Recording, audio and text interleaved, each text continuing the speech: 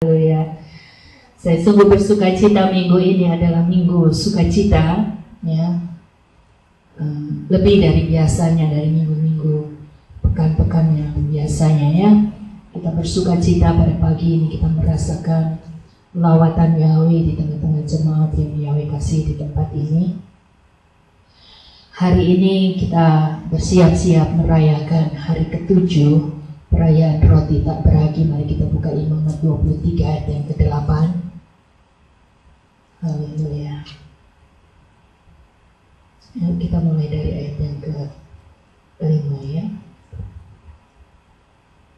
Kita baca bersama-sama. 1, 2, 3. Pada bulan pertama, pada hari ke-14 bulan itu, di antara sore dengan petang, itulah Paskah bagi Yahweh. Kita sudah melewati hari perayaan itu, saudara. Ayat yang ke-6. Pada hari ke-15 pada bulan itu, itulah perayaan hari raya roti tidak beragi bagi Yahweh selama 7 hari. Kamu harus makan roti tidak beragi. Pada hari pertama pertemuan kudus harus menjadi milikmu. Kamu tidak boleh melakukan pekerjaan berat apapun. Dan kamu harus mempersembahkan persembahan api-apian bagi Yahweh 7 hari lamanya. Pada hari ke-7 pertemuan kudus, kamu tidak boleh melakukan pekerjaan berat apapun. Saudara, di hari ini adalah hari terakhir kita merayakan hari raya roti tak beragi. Nanti sore kita akan berkumpul, kita akan menikmati hari ke-7, memasuki hari ke-7, hari terakhir perayaan roti tak beragi. Dan saudara, pada minggu-minggu ini selama kita merayakan hari raya roti tak beragi, Yahweh telah memberikan saat yang begitu manis dan indah, ya, spesial buat saya, untuk merenungkan firman-Nya, mempelajarinya, ya, menikmatinya dengan luar biasa. Nah, hari ini kita mau belajar apa yang Yahweh kerjakan bagi orang-orang yang menghormati dan mengasihi kebenaran firman-Nya. Saudara, kalau kita belajar kembali dari Kejadian sampai Wahyu, dan kita belajar di dalam kitab Kejadian, kita akan mengenal pribadi yang bernama Adam dan Hawa. Ya, mereka memiliki 3 anak bernama Kain, Habel, dan Set. Ya, lalu Habel dibunuh oleh Kain dan lahirlah Set. Ya, saudara, dan melalui kehidupan mereka kita banyak belajar bagaimana Yahweh menyatakan kepribadiannya. Kita belajar bagaimana Kain dan Habel sama-sama mempersembahkan persembahannya, tetapi Yahweh lebih berkenan kepada persembahan Habel. Ya. Dan ketika Yahweh berkenan kepada persembahan Habel, Kain menjadi iri, Kain menjadi dengki, dan dia menjadi marah di dalam hatinya. Dan Yahweh menegur dia, kalau kamu melakukan hal yang baik, kenapa kamu harus marah? Ya, dan ini saya sharekan kepada Billy. Banyak orang percaya tidak menyadari bahwa dia melakukan hal yang baik untuk sesuatu yang dia duga, yang dia pikirkan, saudara. Ya, saya melakukan ini, minimal dia mengucapkan terima kasih sama saya. Ini yang Kain lakukan, saudara. Dia melakukan persembahan bagi Yahweh, tetapi begitu dia lihat tidak ada impact yang baik yang dia terima, dia mulai bersungut-sungut, dia mulai memberontak. Dan pemberontakan itu adalah awal dari dosa-dosa yang lebih besar, sampai dia tega membunuh adiknya sendiri. Saudara, kita mau belajar bagaimana kalau kita melakukan hal yang baik, Yahweh adalah tujuan apa yang kita lakukan. Saudara, mari kita buka Kejadian yang ke-24 ayat yang pertama sampai yang ke-14. Kita akan belajar sebuah loyalitas, sebuah kesetiaan, ya. Dan kalau kita bisa berfokus kepada Yahweh, itu sesungguhnya adalah anugerah di dalam kehidupan kita, saudara. Ya, anugerah itu dimulai dari sikap hati kita terhadap Yahweh. Ya, dan sikap hati kita itu akan berimpact kepada orang sekitar kita. Bukan hanya kepada pasangan hidup, kepada anak, kepada sahabat, tapi lebih daripada itu. Mari kita baca Kejadian 24 ayat 1 sampai 14. Judulnya mencari istri untuk Ishak. 1, 2, 3. Abraham sudah tua, sudah masuk umur, dan Yahweh telah memberkati Abraham dengan segala hal. Maka Abraham berkata kepada hambanya yang paling tua di dalam rumahnya. Perhatikan, Abraham berkata kepada hambanya, saudara, hamba ya, bukan anak, bukan sahabat, bukan suami, bukan istri. Abraham berkata kepada hambanya yang paling tua di dalam rumahnya, yang mengelola atas segala kepunyaannya, ayo letakkanlah tanganmu di bawah pangkal pahaku, maka aku akan membuatmu bersumpah demi Yahweh Elohim langit dan Elohim bumi. Mari baca bersama-sama, bahwa engkau tidak akan mengambil seorang istri untuk anak laki-lakiku dari gadis-gadis Kanaan yang di antara mereka aku menetap. Namun engkau harus pergi ke negeriku dan kepada sanak saudaraku, dan engkau harus mengambil seorang istri untuk Ishak, anak laki-lakiku. Dan hamba itu berkata kepadanya, barangkali wanita itu tidak bersedia untuk pergi mengikutiku ke negeri ini. Apakah sesungguhnya aku boleh membawa kembali anak laki-lakimu ke negeri yang ada di sana? Engkau keluar. Mari baca pelan-pelan ayat ke-6. Namun Abraham berkata kepadanya, awas kamu, jangan sekali-sekali engkau membawa kembali anak laki-lakiku ke sana. Yahweh Elohim langit yang telah membawa aku dari rumah ayahku dan dari tanah kelahiranku, dan yang telah berfirman kepadaku dan yang telah bersumpah kepadaku dengan berkata, kepada keturunanmu aku akan memberikan negeri ini. Dia akan mengutus malaikat-malaikatnya di depanmu, dan engkau akan mengambil seorang istri untuk anak laki-lakiku dari sana. Dan jika wanita itu tidak bersedia untuk pergi mengikutimu, maka engkau akan bebas dari sumpahku ini. Hanya saja janganlah engkau membawa kembali anak laki-lakiku ke sana. Dan hamba itu meletakkan tangannya di bawah pangkal paha Abraham, tuannya, dan bersumpah mengenai hal itu kepadanya. Kemudian hamba itu mengambil 10 unta dari unta-unta tuannya dan berangkat, dan berbagai barang tuannya ada di tangannya. Lalu ia bangun dan pergi menuju Aram Naharaim ke kota Nahor. Dan dia menyuruh unta-untanya berlutut di luar kota di sebuah mata air pada waktu petang hari, pada saat wanita-wanita yang menimba air keluar. Kemudian dia berkata, ya Yahweh Elohim Tuanku Abraham, aku mohon buatlah terjadi di hadapanku pada hari ini, dan lakukanlah kebaikan kepada Tuanku Abraham. Lihatlah aku berdiri di dekat mata air ini, dan anak-anak perempuan-perempuan dari pria-pria kota ini keluar untuk menimba air.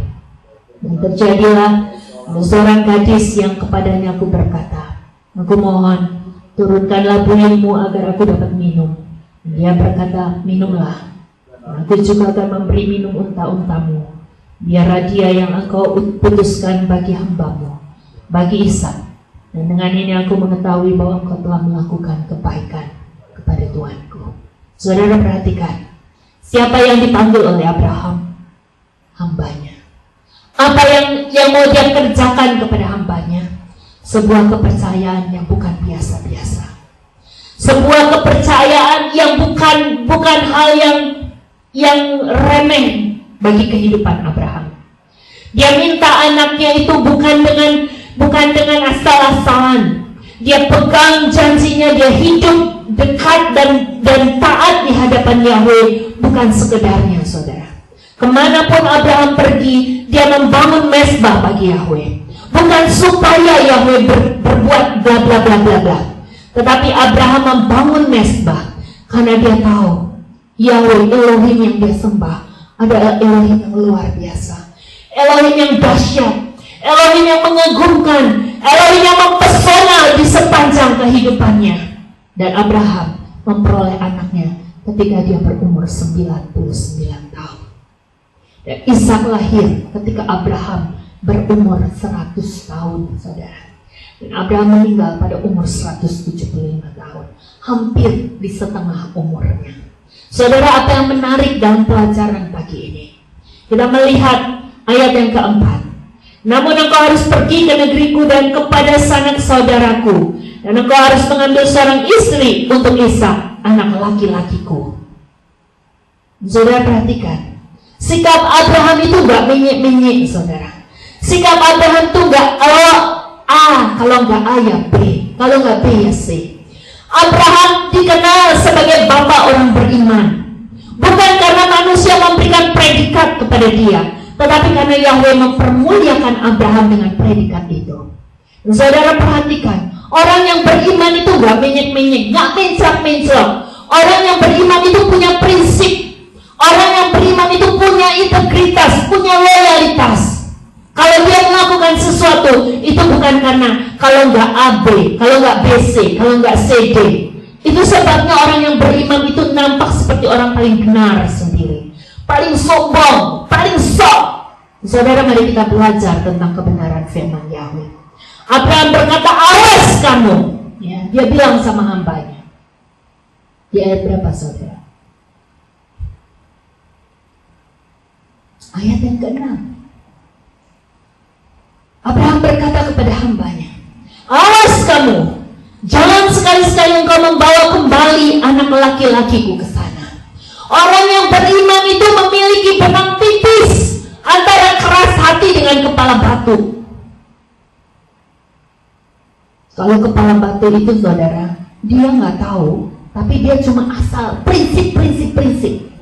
Kalau orang beriman itu, sebelum dia menyatakan prinsipnya, dia mau diajar. Pengajaran yang dia terima itu bukan pengajaran manusia, saudara. Pengajaran Roh Kudus. Karena kalau Roh Kudus mengajar, seseorang itu luar biasa, saudara. Dia memiliki roh yang menyala-nyala. Dia nggak takut apapun. Dia tahu siapa yang memimpin hidupnya. Ini benangnya tipis sekali, saudara. Tapi pastikan, apapun yang kita kerjakan, apapun yang kita perbuat, itu kita punya prinsip. Karena kita mau diajar oleh Roh Kudus. Saudara, untuk Abraham berkata, awas kamu, jangan sekali-sekali engkau membawa kembali anak laki-lakiku ke sana. Bagaimana Abraham bisa punya sikap yang demikian? Karena dia punya pergaulan yang intim dengan Elohimnya. Dia tahu kenapa Elohim membawanya keluar dari Ur Kasdim dan sampai ke tanah Kanaan. Itu bukan karena aku udah bosan di sini, aku mau cari dulu udara yang lain. No, saudara. Dia pergi meninggalkan tanah kelahirannya bukan karena dia bosan, karena dia tahu siapa yang dia mau ikuti. Saudara, dengan baik-baik pada pagi ini, saudara merasa tempat ini adalah tempat yang Yahweh mau bawa dalam hidupmu. Tempat ini bukan hanya sekedar tempat pelarian. Tempat ini adalah tempat yang kau imani Yahweh akan bekerja selanjutnya di dalam kehidupanmu. Mari sungguh-sungguh dengan Yahweh. Jangan menyek-menyek, jangan mensal-mensal, jangan asal-asalan ya jadilah apa yang harus terjadi. No. Dan sebabnya kita harus bergaul intim dengan Roh Kudus. Pergaulan kita dengan Roh Kudus, kita tahu arah tujuan hidup kita. Kita compare, kita konfirmasikan, ya, kita berhubungan dengan Roh Kudus. Bapa, apakah Engkau yang membawa aku ke tempat ini? Apakah ini merupakan satu perbuatanmu yang awalnya aku tidak mengerti? Tapi pada akhirnya aku semakin mengerti, bisa membantu hidupku masuk di dalam tujuan penciptaanmu. Jika itu yang Anda terima, jangan takut, jangan goyah, percayakan semua kepada Dia. Dia akan menyediakan segala sesuatu yang kau perlukan. Haleluya. Saudara, mari baca selanjutnya. Hambanya ini diajak bersumpah, saudara. Abraham gak ngomong minta tolong dong. Dia tahu dia minta tolong kepada hambanya, tapi dia penuh dengan wibawa rohani. Dia berkata, ayo taruh tanganmu di pangkal pahaku. Dia ajak hambanya bersumpah. Dan saudara tahu apa yang terjadi? Kalau orang itu hidup di dalam tuntunan pimpinan Yahweh, kalau orang itu benar-benar setia, taat, loyal terhadap Yahweh, ya, kemanapun dia pergi, Yahweh adalah pribadi yang dia hormati. Kemanapun dia pergi, dia tahu berterima kasih kepada Yahweh-nya. Ini yang Yahweh akan kerjakan kepada orang